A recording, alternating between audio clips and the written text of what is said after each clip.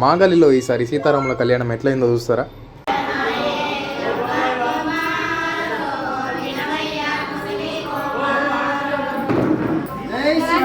జై శ్రీరామ్.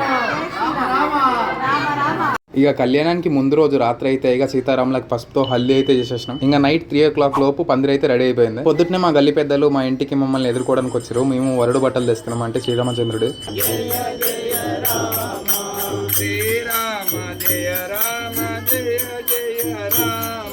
ఆయన వధువు సీతమ్మ బట్టలు మా సంతోష్ మామ ఇంట్లోంచి.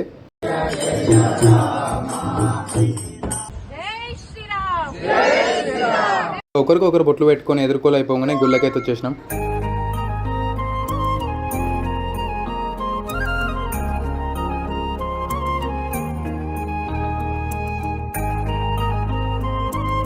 ఇక లైఫ్లో అయితే చూడసక్కని కొన్ని ఉంటాయి. ఇక గంటలు అయితే సీతారాముల కళ్యాణం ఒకటి.